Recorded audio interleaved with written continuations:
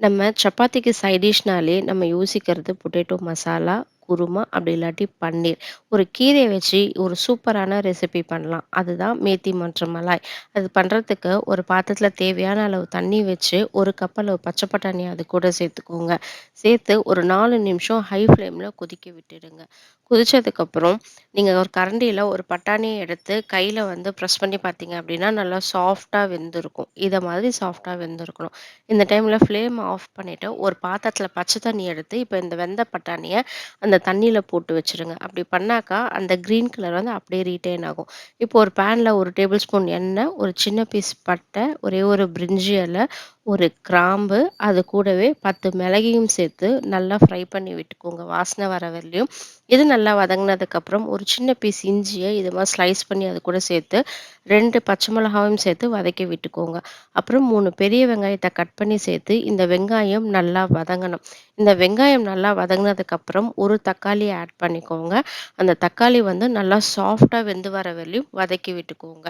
இப்போ இது நல்லா சாஃப்ட்டா வதங்கி வந்துருச்சு. இந்த டைம்ல நான் 10 முந்திரி பருப்பு தண்ணீல ஊற வச்சு வச்சிருக்கேன். அதையும் இது கூட சேர்த்து, மீடியம் ஃப்ளேம்ல ஒரு 5 நிமிஷம் குக் பண்ணி எடுத்து, இது நல்லா குக் ஆனதுக்கப்புறம் ஃப்ளேம் ஆஃப் பண்ணி, இத ஆற வச்சுட்டு, நல்லா கிரேவியா அரைச்சு எடுத்துட்டு வந்து வச்சுக்கலாம். இப்போ இது நல்லா ஆறட்டும். நம்ம அரைச்சுட்டு அதுக்கப்புறம் பார்க்கலாம். இப்ப அதே பேன்ல 2 டேபிள் ஸ்பூன் நெய் சேர்த்து, 1 டீஸ்பூன் அளவு சீரகம் சேர்த்து, சீரகம் நல்லா பொரிஞ்சதுக்கப்புறம், இந்த மேத்தி லீவ்ஸ் சேர்த்துக்கோங்க. நான் வந்து இந்த குட்டியா இருக்க மேத்தி லீவ்ஸ் இன்னைக்கு சேர்த்துக்கிறேன். உங்ககிட்ட குட்டி கிடைக்கலன்னா, அந்த பெரிய வெந்தயக்கீரையும் சேர்த்துக்கலாம் நீங்க. இத மாரி சாப் பண்ணி சேர்த்துக்கோங்க. இந்த சாப் பண்ண வெந்தயக்கீரைய இந்த நெய்யில போட்டு நல்லா ஒரு 2 நிமிஷம் மீடியம் ஃப்ளேம்ல வச்சு வதக்கி விட்டுடலாம். இது நல்லா வதங்குனதுக்கப்புறம் வேக வச்சு வச்சிருக்க பட்டாணிய தண்ணி இல்லாம சேர்த்து, இதையும் அது கூட சேர்த்து வதக்கி விட்டுட்டு, இப்ப நம்ம அரைச்சு வச்சிருக்கோம் இல்லையா பேஸ்ட்டு, அத வந்து இது கூட சேர்த்து நல்லா ஒரு சேர கலந்து விட்டுடலாம். இது நல்லா கலந்ததுக்கப்புறம், இதுக்கு தேவையான அளவு உப்பு சேர்த்துட்டு, ஒரு 1/2 டேபிள் ஸ்பூன் அளவு கரம் மசாலா சேர்த்துக்கோங்க. அது உங்க ஃப்ளேவர பொறுத்து இருக்கு.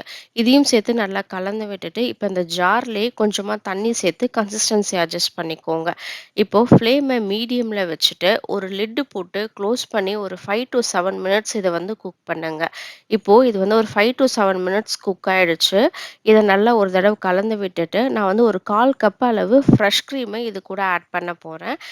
இந்த கிரீம் சேர்க்கிறதால அந்த கீரையோட கசப்பு தன்மை நமக்கு அவ்வளவா தெரியாது. இத நல்லா சேர்த்து கலந்து விட்டுட்டு, இது கூட ஒரு 1/2 டீஸ்பூன் அளவு சர்க்கரை சேர்த்துக்கோங்க.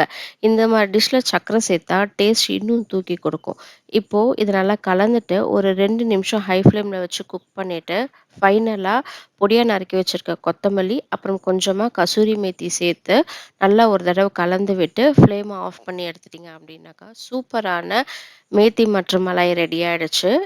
இந்த ரெசிபி செய்து பார்த்துட்டு உங்களுக்கு பிடிச்சிருந்தா, மறக்காம என்னோட கமெண்ட் செக்ஷன்ல கமெண்ட் பண்ணுங்க. தேங்க் யூ ஃபார் வாட்சிங். என்னோட சேனல இன்னும் சப்ஸ்கிரைப் பண்ணலன்னா, மறக்காம சப்ஸ்கிரைப் பண்ணிக்கோங்க. பக்கத்துல இருக்க பெல் ஐகானையும் கிளிக் பண்ணிக்கோங்க. அப்பதான் நான் போடுற வீடியோஸ் உங்களுக்கு உடனே நோட்டிஃபிகேஷன்ல வரும்.